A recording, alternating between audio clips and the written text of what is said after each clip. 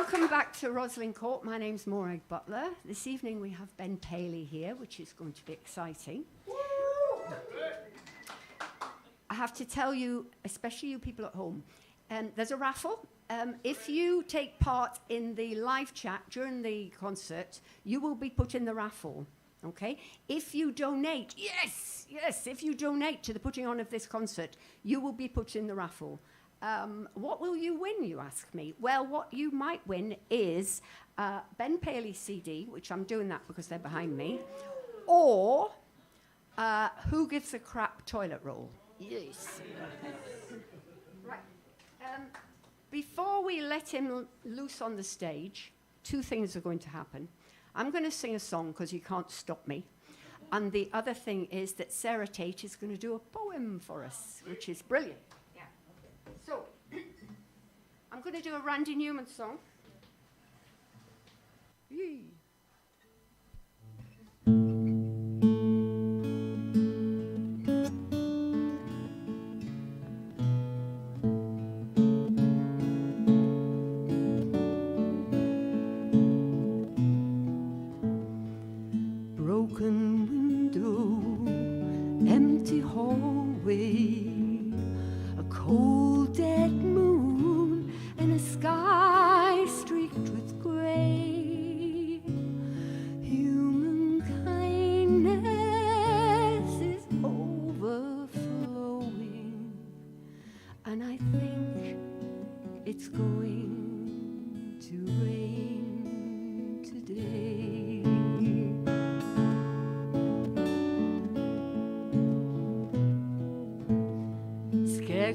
Dressed in the latest style, with frozen smiles to chase love away. Human kindness is overflowing, and I think it's going to rain today.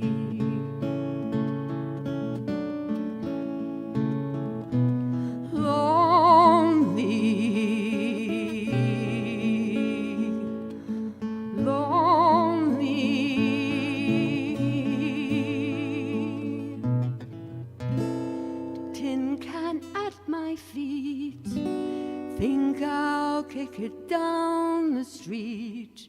That's the way to treat a friend.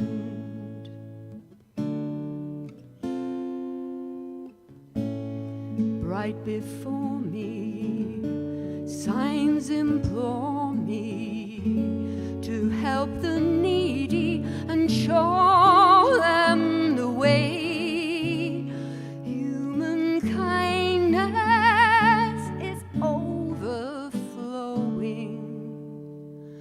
I think it's going to rain today.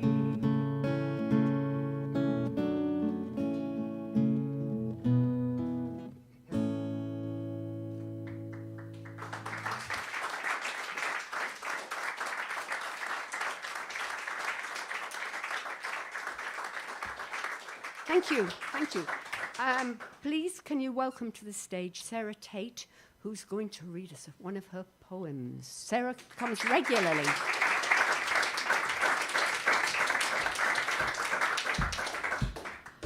Thank you. Really lovely to be back here again after a while. So I want to share a poem with you that I was commissioned to write last year for Creative Estuary Arts. It was called a Sound Arc project. And it was about capturing the sounds of the estuary in terms of Thames Estuary, Medway Estuary, Swale Estuary. And I've got family connections, Sheppey, etc. So Swale Estuary, that area's an area I know extremely well. So they said, do you want to write a poem about that? Yeah, I'll write a poem about that. I can do that. The Sound Art project was to capture sounds of the estuary now that perhaps might not be here in 100 years' time. Not sure what will be here in 100 years' time in terms of the estuary. But they recorded lots and lots of sounds, including this poem, a recording of this poem and a copy of this poem. And it's locked up in this ark. It was sealed. There's a big ceremony It'll be opened in 100 years' time, allegedly. Who knows? I won't be here, but it will be opened in 100 years' time. It currently resides at Chatham Library. So this is what I wrote for the Sound Arc project. It's called Larus ridibundus. Larus ridibundus is the Latin name for the black-headed gull. So Larus for gull, but ridibundus for laughter. It sounds, when it cries, like it's laughing. If you're paranoid like me, it's like it's laughing at you. It's probably not laughing at me at all, but it sounds like laughter on the wind. So I give you Larus ridibundus. Oh, what a name, they said. And they can't help saying it out loud, albeit quietly. Larus ridibundus, Larus ridibundus. And the Portagabin roof is a glaggle-quick perch of flumpfoot and beak. And they walk on past the tarpaulin, tarp, flap, slap, tarp, smack, flappity, flackety, whoomp, flick, flack, slip, tarp, tight against its tethers, rising with the wind like sail. And the question falling in the lull of somewhere round the bend, now will it hold? Will it hold?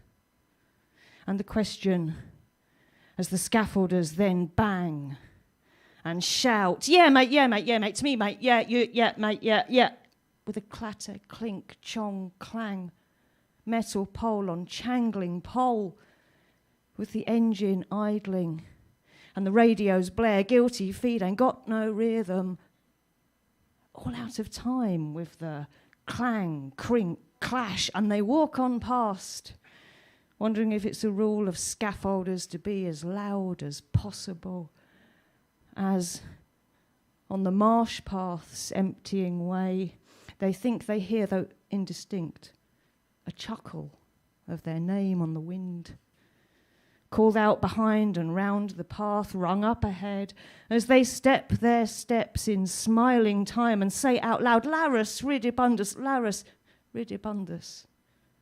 There's no one here, they think, to hear, as cattle slop the mud, prod the wet tussocks, mush and grind the cud of dusk, as clatching the latch on the gate, they let it swing behind. The chink tinkle of the shutting shutters, darkness gathers pace, the low lowing, a brief of notes upon a wane of breeze, from somewhere they've now left to somewhere far ahead, lodging into memory like the cry of name not name, the haunt and glib of the rise and dip and swell. As nearing the pub they pause, strain at the listen. The rip-rustle of bags, the grate and scrape of tin can on concrete, the crushing of crunch-squashed polystyrene, the fox pads and trots beyond their range.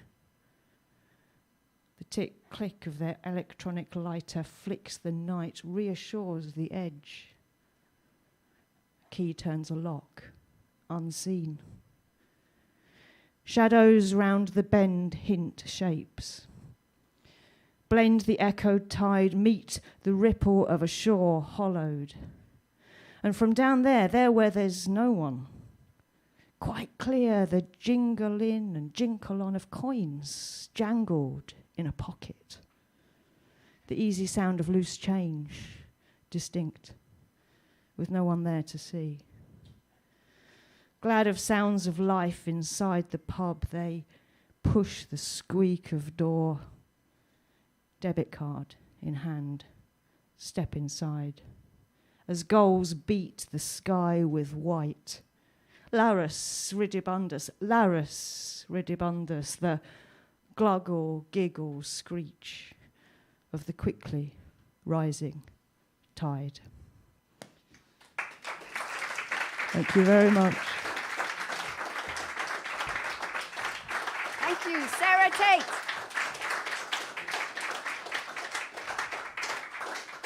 She'll do another one in the second half, so you at home will miss that. Sorry. Okay, now we have the one and only Ben Paley. Hey!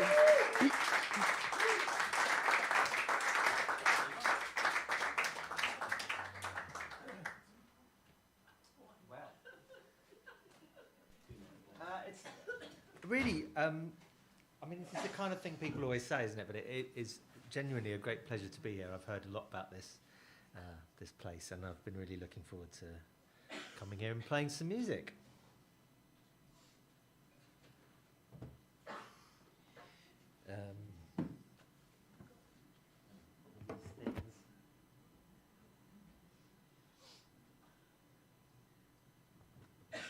This was perfectly in tune when I bought it.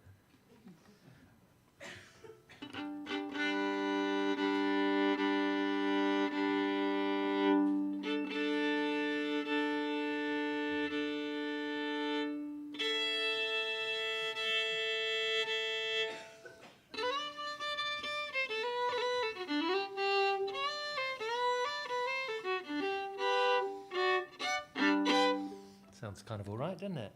So I'm going to play quite a lot of fiddle tunes and sing some songs. And I'm going to start off with a tune that I hadn't played for a really long time. I learnt it. I came to Irish music relatively late. But when I found it and I started to get what it was about, I just came to love it. And this is a tune that I loved and loved and loved, and kind of didn't play it for a really long time. And just recently I thought to myself, man, you should play the Blackbird. It's a beautiful tune. It's a set dance. It's quite a strange tune. It's quite irregular. Irish music doesn't really have the reputation for having lots of irregular tunes, but they certainly exist. And this is anyway. It's the Blackbird. I just love it, and it's quite a nice way to start off a set. So.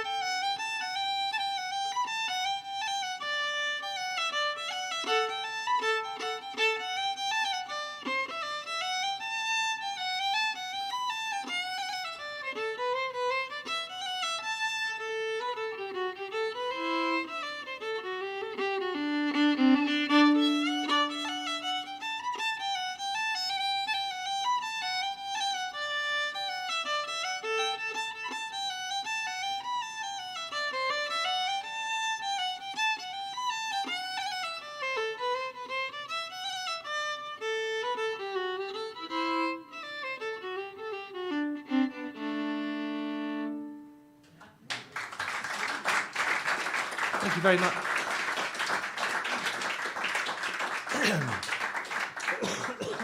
Oh, beg your pardon. Sorry about that. I feel a bit like Bob Fleming off the Fast Show. I actually wasn't very well. I'm kind of like quite a lot better. I wasn't very well earlier this year. I had about a pneumonia, and it just takes a really long time. Like the infection's all gone, but it just seems to be taking a very long time to recover. So if I start spluttering in the middle of a song, that's that's why. So one of the things that happened in the United States in the early before it had covered up the entire North American continent, if you don't count Canada and Mexico, then, but you know, it got from one end to the other. Is that during that process, the people who were a bit further east, the European people who were a bit further east, were always quite often quite contemptuous of the people who were a bit further to the west, because they were a bit less civilized, perhaps. They didn't have the same amenities, the same towns, the same infrastructure, and they were maybe poorer, living a more subsistence farming kind of life. And there are quite a lot of songs and stories and cultural references that have to do with that, where people are mocking the people who live one state over. And this is one of those. It's called Virginia Gals, and it's a warning to the girls of Virginia not to become involved with the men from West Virginia. I have a friend from Virginia, and he says, how do you know that the toothbrush was invented in West Virginia? Because if it had been invented anywhere else, it would be called the teeth brush. That's brutal, isn't it? That's really mean. I don't know what things were like, in the 19th century, but West Virginia is really quite nice. So.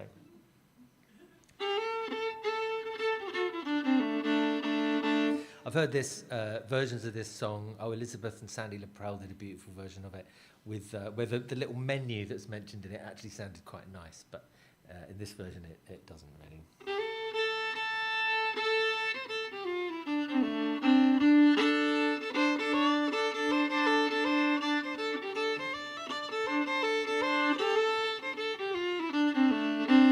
Come all you Virginia gals and listen to my noise. Don't you go marrying the West Virginia boys, for if you do, all your portion it'll be cornbread, molasses and sassafras tea.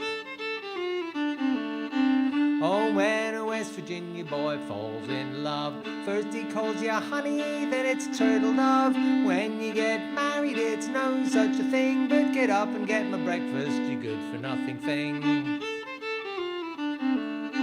And when he comes a courting with his long yellow hair, the first thing he says is, my daddy shot a bear. The next thing he says when he sits down, madam, your Johnny cake is baked too brown. And when he goes a fishing, he takes along a worm. He puts it on a hook just to see it squirm. The first thing he says when he gets a bite, I think I caught a fish about as big as Jimmy White.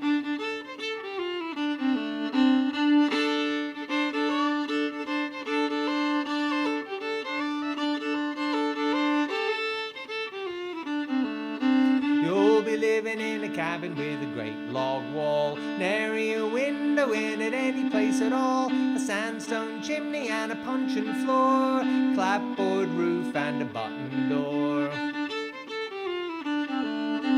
And when he goes a milking, he milks it in a gourd, he throws it in the corner and he covers with a board. Some get plenty and some get none, but that's just the way with the West Virginia run. And when he goes to meeting, what clothes does he wear? An old brown coat, all patched and bare, an old white hat, more brim than crown, and a pair of cotton socks that he's worn the week around. So come all you Virginia gals and listen to my noise. Don't you go marrying the West Virginia boys, for if you do, all your portion it'll be cornbread, molasses and sassafras tea.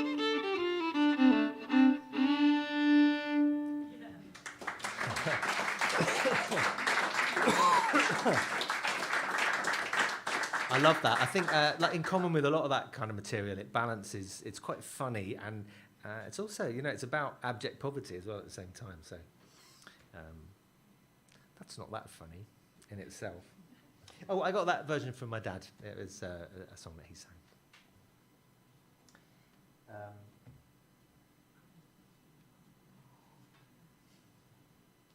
I don't know if you've heard of a man called Robin Gillan. You might have done. He's a fantastic multi-instrumentalist. He's a great fiddle player, great banjo player, great guitarist, lovely singer, plays blues and old time and Irish music. I think he can turn his hand to pretty much anything. He's really great. And he taught me this French-Canadian tune, which is called Dans sa carrière, which means square dance. So it's pretty non-descriptive tune. I'm torn between wishing tunes all had really great names, because that would be brilliant, but also I know I'd forget them. So, it's kind of futile. But this is Dans sa carrière. And I do know where he got it from, but I can't remember that geezer's name either, so...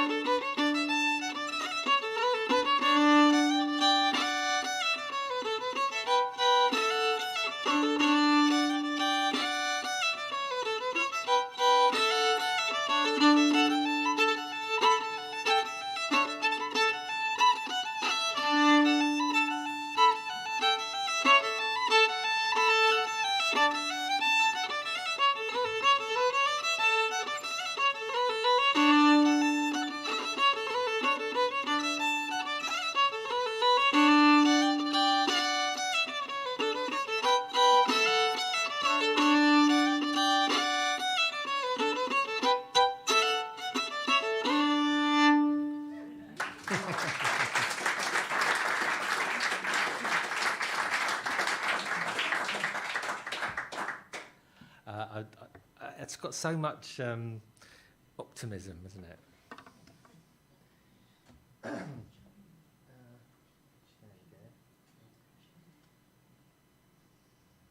I realised that I've got the time on my phone, but I realised I couldn't see it when it was over there. So it's completely pointless, isn't it? Yeah, I know. I'm just belt and braces. You know what I mean? I've got to try and remember to use the 20-hour, 24-hour. Anyway, forget all that. So, murder ballad. Yeah. There's only one murder in this ballad, which is a bit disappointing. But he does murder her in 3 different ways. So, I think that I'm not sure if that counts as 3, but it's got to count as for more than one, right? This is a song called "Down in the Willow," and in common with a lot of American murder ballads, there's really very little in the way of motive. You know, there's not even any like awful motive, like she was pregnant, so I killed her. There's not even that. It's just. Well, I mean, it's as close to you get as a motive in a lot of songs. I wouldn't think it was really enough, you know, but there you go. So there's not even that. It kind of gets a bit close. The closest it comes to a motive is where when he says that his father had told him that they were rich, so he'd probably get away with it. Which seems to me like there's a whole backstory there that this song doesn't touch on. American songs are really irritating like that. The European versions will have this whole backstory about what happened, why it happened. They'll go into some detail about what happened, and then there will be ghosts and magic animals telling each other about stuff and appearing out of behind pillows and no, none of that. It's just well, you'll find out. It's bleak, but it has a great tune. And I learnt this one from my dad also. He got it from Wade Maynor, I believe.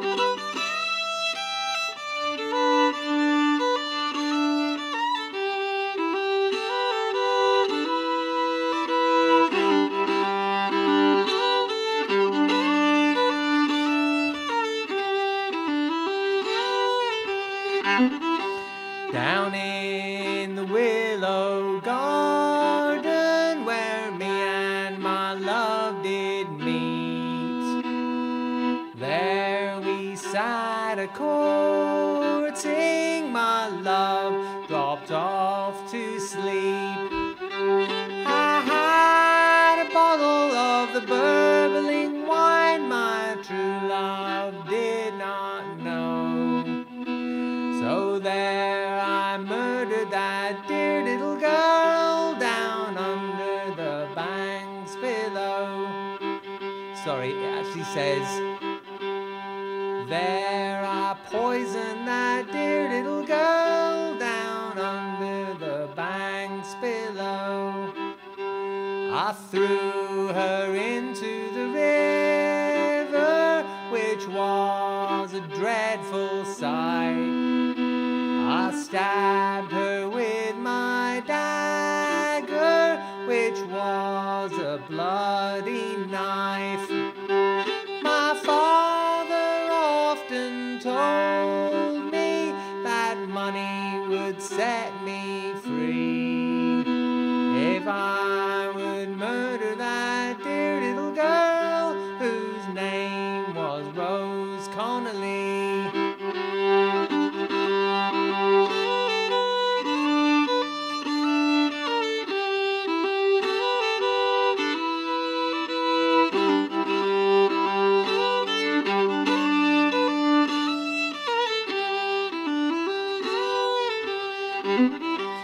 And now he sits in his old cottage door, he's wiping his weeping eye, all to see his own dear son upon the scaffold high.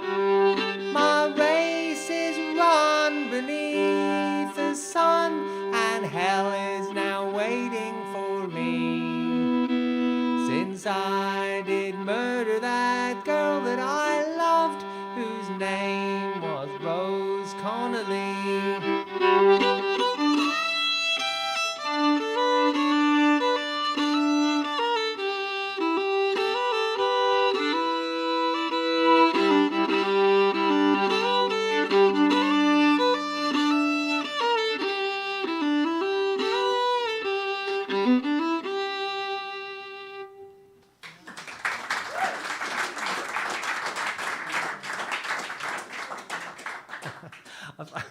I wish that there was like a version where she survived all that, like you know, Rasputin or. Did the father Yeah. I blame him. Yeah. Okay. So this is a tune. Well, let's see. Before I got into Irish music, I got quite heavily into Swedish fiddle music. There's an awful lot of it. These days, it doesn't surprise people, but back in the kind of late 70s, like people, like Sweden, they got a fiddle tradition. Really? I realise I sound like a total hipster, don't I? I was into it before it was cool, but that's not what I mean. People in Sweden knew about it, but my dad was working there quite often, and he would bring back big armfuls of vinyl. I'm exaggerating. It was in a suitcase, and he'd play me these. What is this music? It's so strange and kind of mysterious, and I was completely captivated. So this is a tune called it's a waltz after J.H. Anderson, and so it's called Vals efter E.H. Anderson.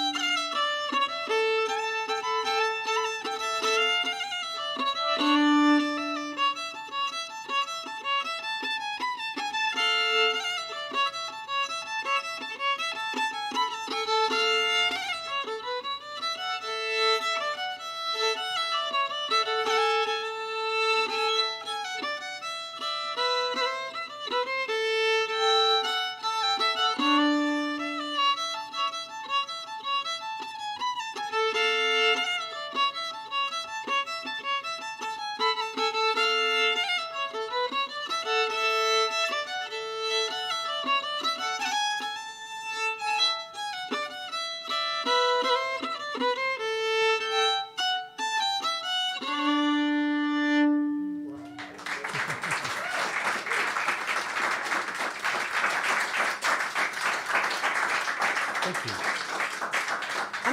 I'm just going to interrupt for a minute to speak to the people at home to say we are an independent, very small venue without any funding.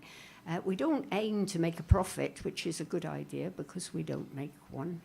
But if you could possibly see your way to sending us a bit of money, a bit of cash, to help us put on concerts like this, it would be really much appreciated.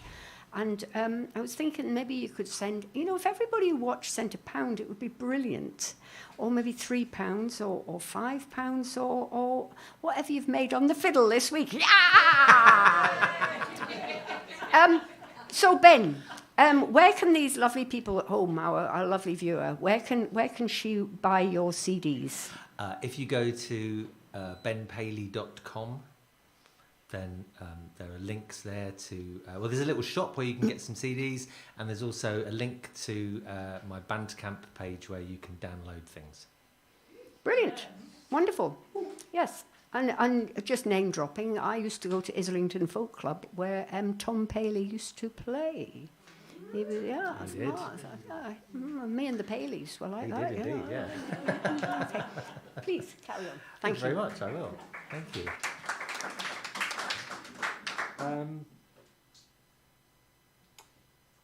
Oh, well, I'll do a song. I'll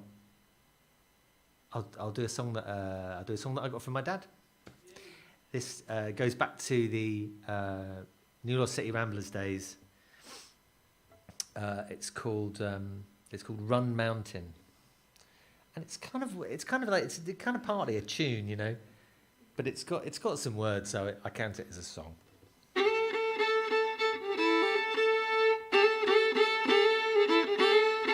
My friend Dan Stewart says he really wishes that he could hear it for the first time again, because think of the treat you're about to have.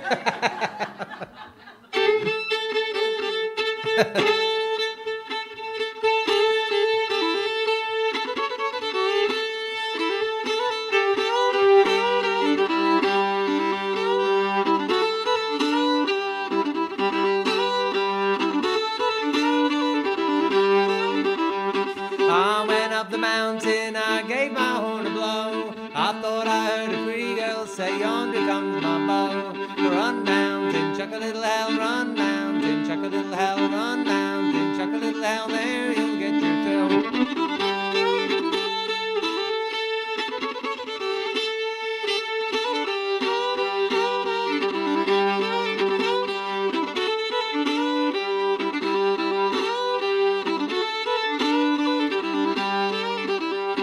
I went up the mountain, I fetched me a load of pine. I loaded it in my wagon, and I broke down behind. Run mountain, chuck a little hell, run mountain, chuck a little hell, run mountain, chuck a little hell, there you'll get your thrill.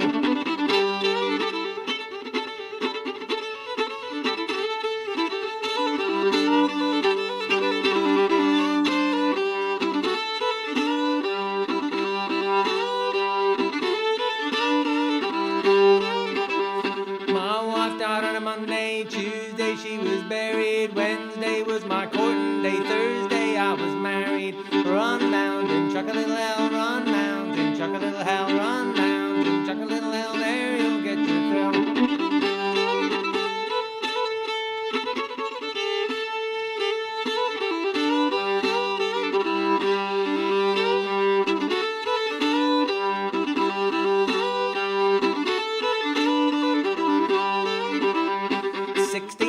From my own chicken crow for day. I'm upstairs with another man's wife, time that I was away. Run mountain, chuck a little hell, run mountain, chuck a little hell, run mountain, chuck a little hell, there you'll get your thrill.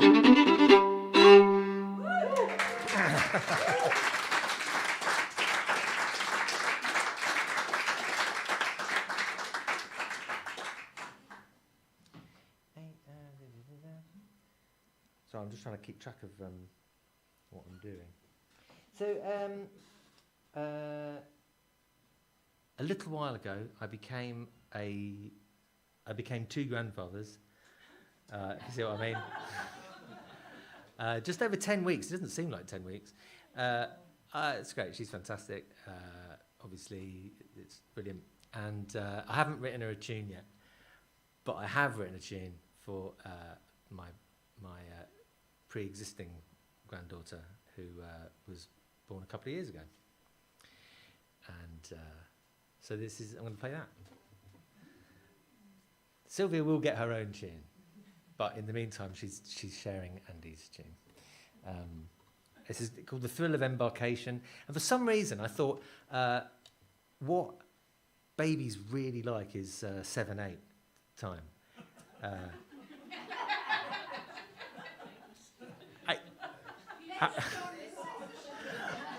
I don't really know why it seemed like a good idea, but I really like 7/8 time. It's one of my favourite time signatures. It's got such a kind of forward, kind of pushy momentum, and I had this idea of a kind of like running down the gangplank into the world, kind of slightly falling over her feet, you know.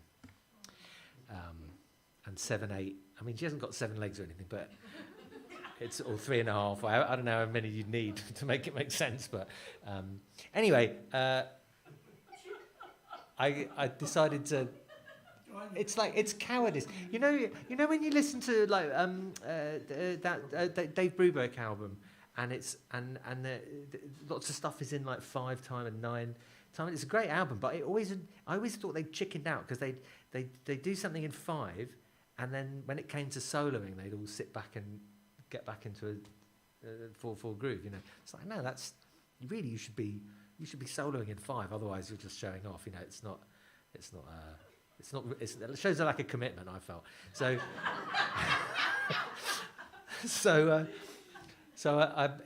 Each part has 7 bars, and it sounds weirder than it is. It's actually quite simple. But anyway, it's called The Thrill of Embarkation, and I wrote it for my granddaughter Andy.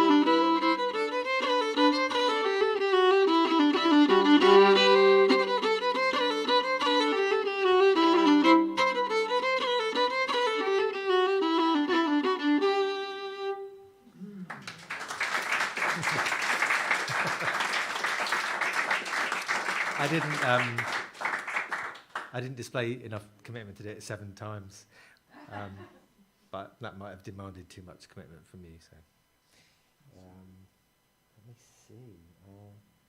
So I'm going to play a tune which my dad taught me this. We'd been at a session, in a daytime session in a pub in London, and I was quite young. It was quite a long time ago, and he kind of hummed it to me at the bar, and so it's not like anyone else plays it. The tune is called "Glory in the Meeting House," and it's from the playing of Luther Strong. There's a fantastic recording at the Library of Congress. Magnificent. He's a great player, and a fantastic resource. And he plays it in E, and there are 3 parts, and he's really the source of it. But I kind of just got it wrong and forgot bits, and so I do it in D, and there are 2 parts. There you go. It's the Reader's Digest version.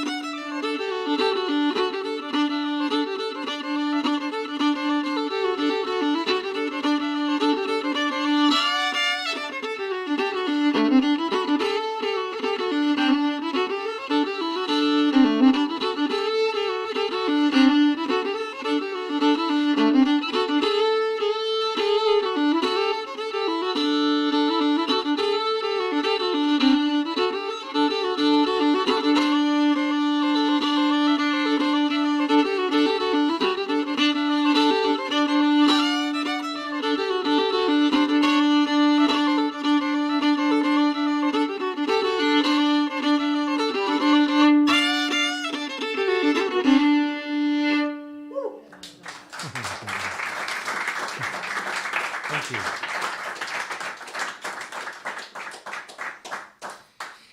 So the thing that I haven't played any of tonight, so, well, there's probably lots of things, but I haven't done anything English. And seems odd, doesn't it? The way English music is regarded in England, it seems very kind of like an afterthought. And like it kind of was for me. Like I grew up with mostly the kind of American old time, and then I got into Swedish music, and then kind of discovered Irish music, and the idea that, you know, I guess when I heard English music, I really didn't hear very much of it, and it seemed, you know, kind of a bit boring, to be honest. Like I mean, and that's my fault, right? I didn't. Well, I just didn't. I don't know. And then I found, basically what happened is I found myself in a band playing a lot of English music, and I was like, oh, I see. I get it, right? I get it, and I kind of gradually. I see, and all that stuff that I thought was like horribly square, and you know, actually turned out to have all this kind of very subtle forward movement, this kind of loping, falling thing that I had not, I hadn't got, I didn't get it before.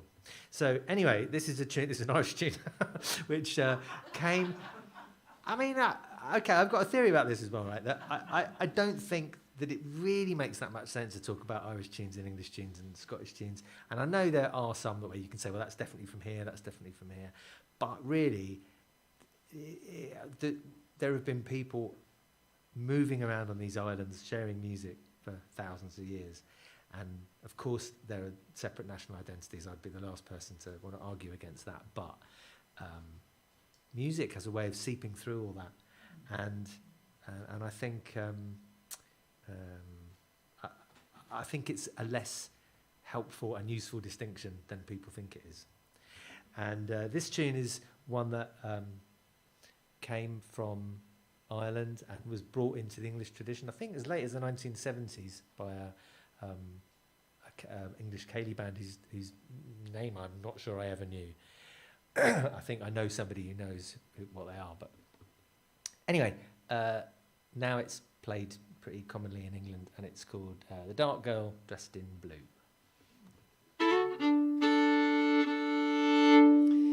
And so my version is like we played it in an English dance band that I play for, and we've kind of, I don't know, ramped it up and done all sorts of weird things with it. I put a kind of Swedishy harmony on it, and so I'm not going to do that obviously because there's only one of me. But anyway, here it is, Dark Girl Dressed in Blue.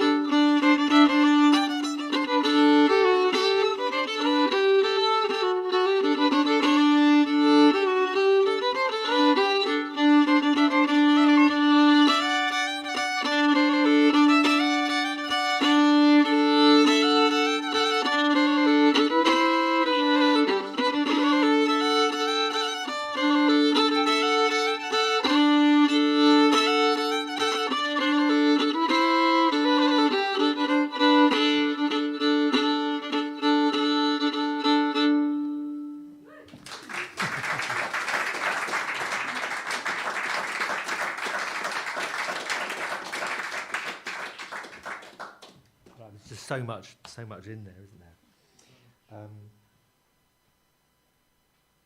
I was a little bit. I was kind of going to leave this out because I learnt it recently, and I'm a bit worried that I'm going to forget the words.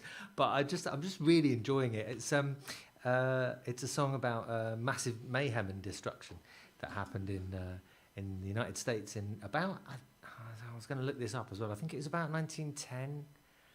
There was a big fire in the city of Baltimore, and I don't know if any of you are familiar with the Baltimore fire, but at the time it happened, it was the most serious fire that had ever happened anywhere on the planet.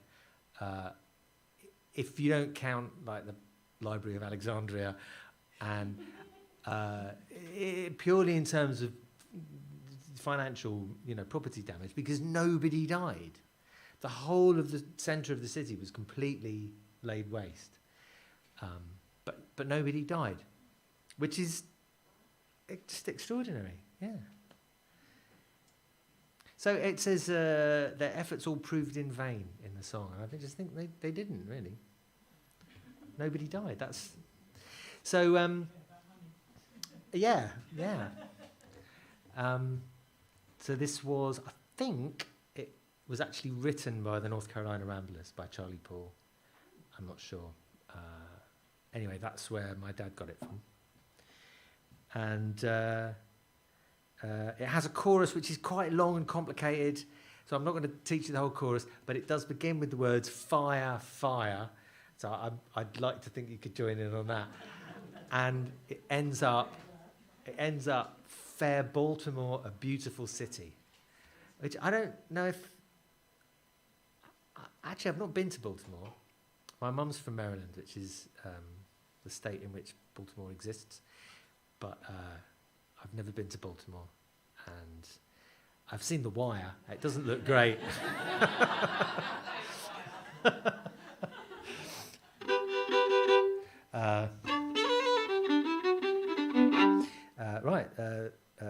Baltimore Fire.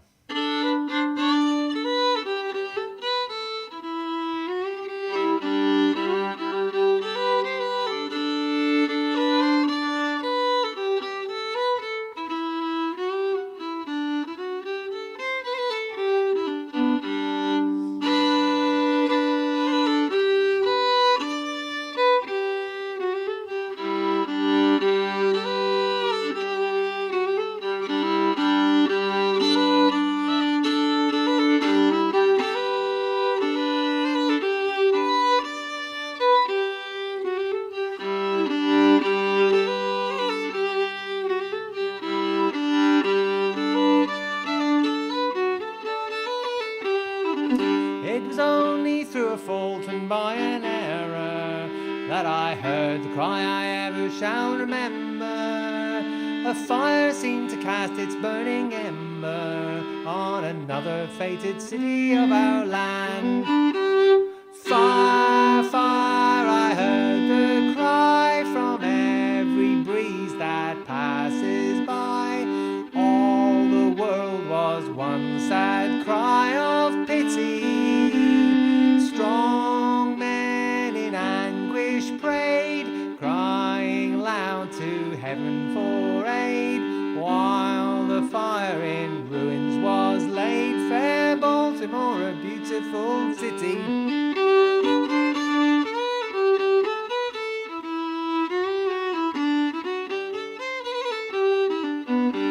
Amid an awful struggle of commotion, amid an awful struggle of commotion, the wind blew a gale from the ocean. Brave firemen, they struggled with devotion, but their efforts all proved in vain.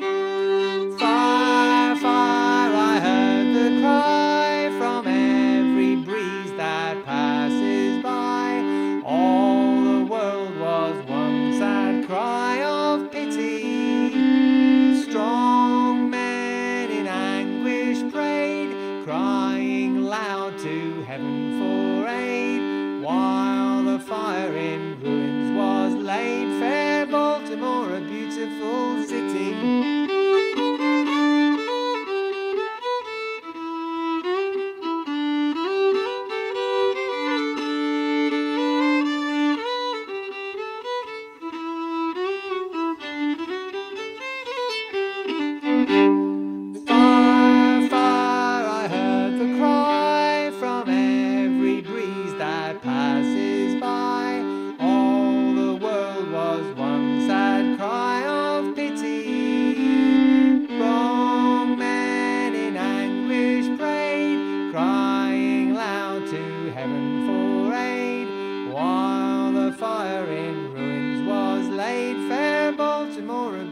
beautiful city.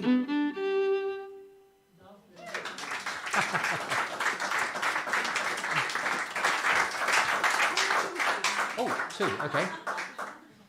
Number one. Jodie Leslie. And number two. Oh, Candy.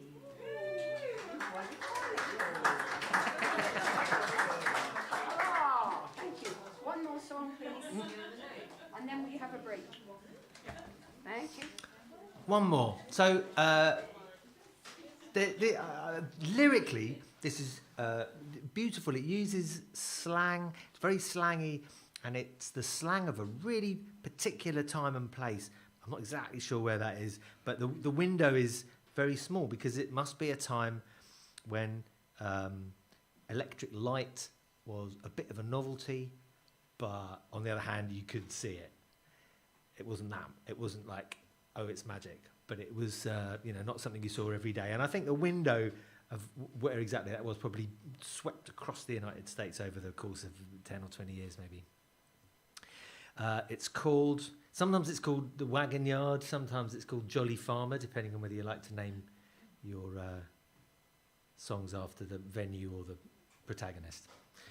And it's just got some of the greatest lyrics.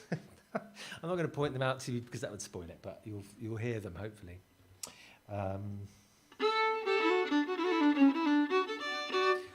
It's been I've really enjoyed this so far, and I hope to see you in the second half, except those of you at home, obviously. I'm very sorry, but you'll have to spend lots of money in my little shop online.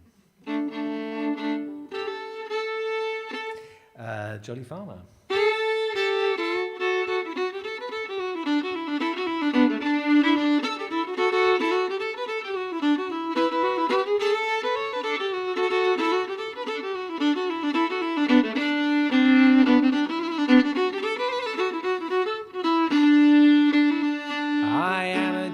Farmer, last night I came to town to bring a bale of cotton. I've worked the whole year round. I put my team in the wagon yard and I bought me a bottle of gin. I went out to see the electric lights and watched the cars come in. Well, I met a dude out on a spree, the clock was striking 9. He said, come on old hayseed and take a drink of this wine. Well, I must have bought about a dozen drinks, cause it hit my pocketbook hard. I wish I'd bought me a half a pint and stayed in the wagon yard.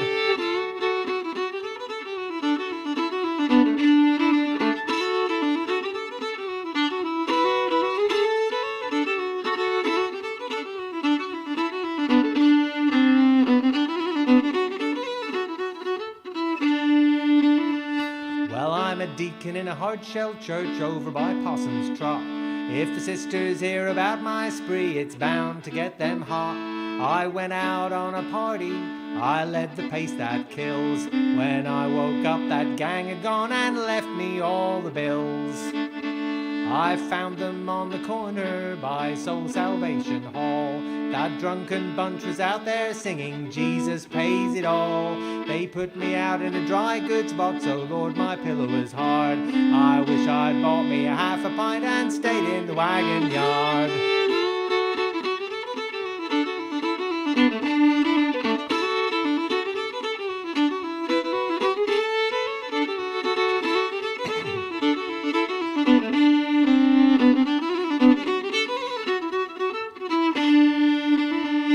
Come listen to me, farmers, I'm here to talk with sense. If you want to see those electric lights, just look right over the fence. Don't monkey with them city ducks, you'll find they're slick as lard. Just go and get you a half a pint and stay in the wagon yard.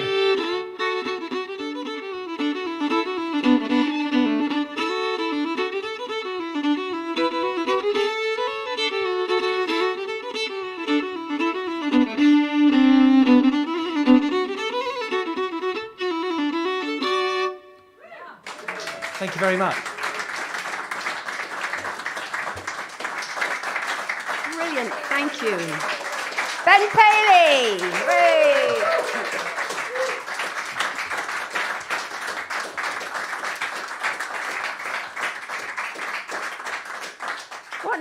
impressive song.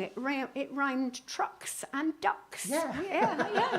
Yes. And my heart went a bit, yeah, that's great. We'd also like to thank Sarah Tate, please. Thank you. And Andrew and Roger and John and Lizzie in Galashiels doing all the social posting, and in her pinny at the bar, Una! Hey.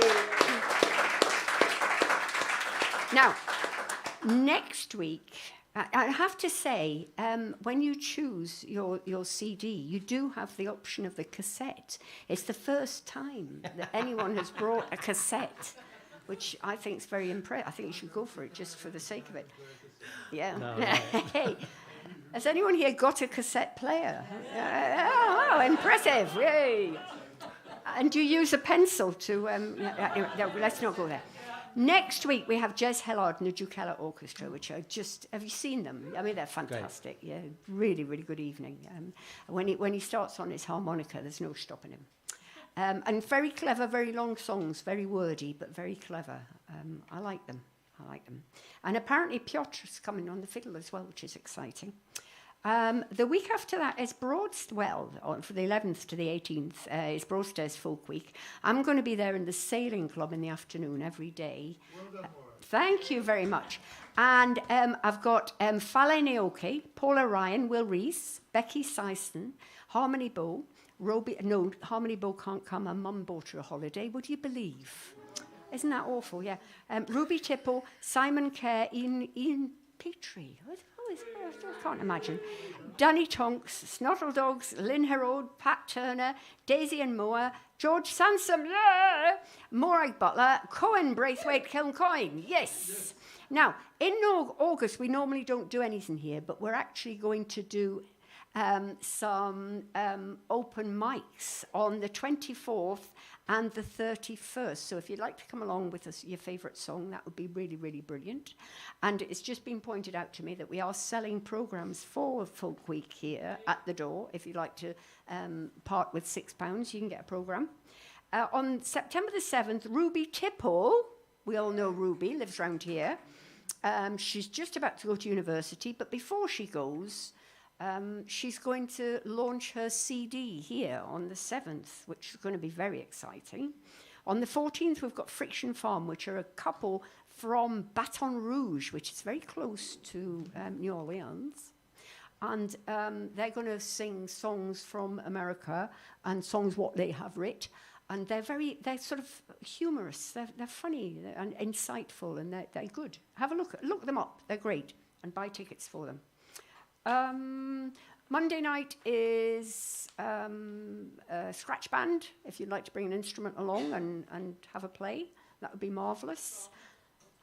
From 6:30 to 8:30. Thank you. All right. Yep.